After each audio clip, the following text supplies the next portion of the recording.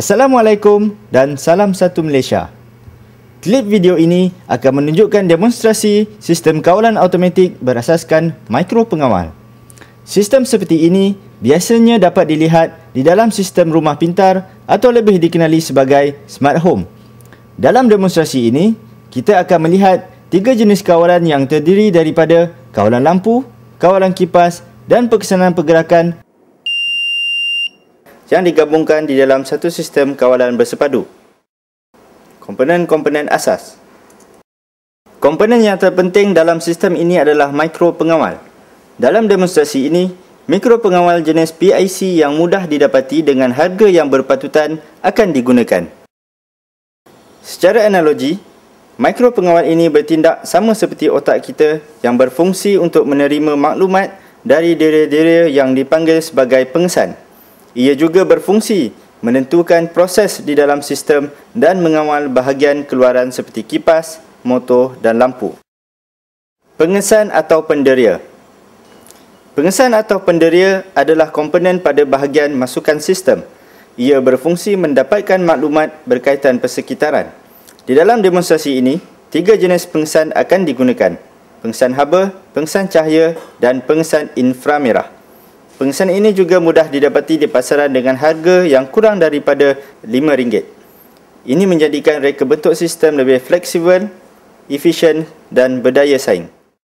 Komponen keluaran adalah seperti kipas, lampu, LED dan juga buzzer. Sistem kawalan lampu. Demonstrasi ini akan dimulakan dengan sistem kawalan lampu automatik. Di dalam sistem ini, lampu LED akan dikawal oleh mikropengawal.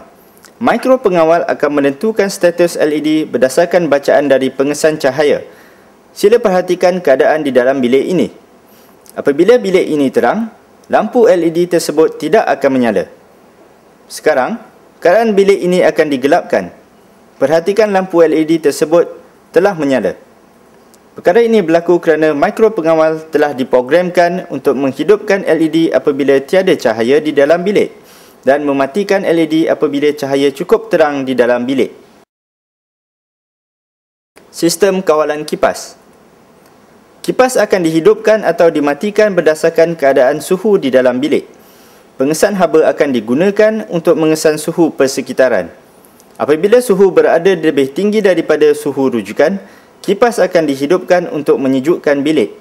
Apabila suhu telah berada di bawah paras rujukan, kipas dimatikan kembali. Sistem pengesanan pergerakan. Mengesan pergerakan keluar dan masuk ke dalam rumah biasanya diperlukan untuk tujuan keselamatan. Pengesan inframerah seperti yang ditunjukkan di dalam video boleh dipasang pada bahagian pintu masuk untuk mengesan pergerakan manusia. Apabila terdapat pergerakan, bunyi daripada buzzer akan dihidupkan untuk menarik perhatian. Ia juga boleh berfungsi sebagai pembilang bilangan orang keluar masuk rumah. Multi pemprosesan dan aplikasi sebenar. Ketiga-tiga sistem yang ditunjukkan sebentar tadi berfungsi secara berasingan. Dengan keupayaan yang ada pada mikropengawal, sistem yang berasingan boleh berfungsi secara serentak pada waktu yang sama.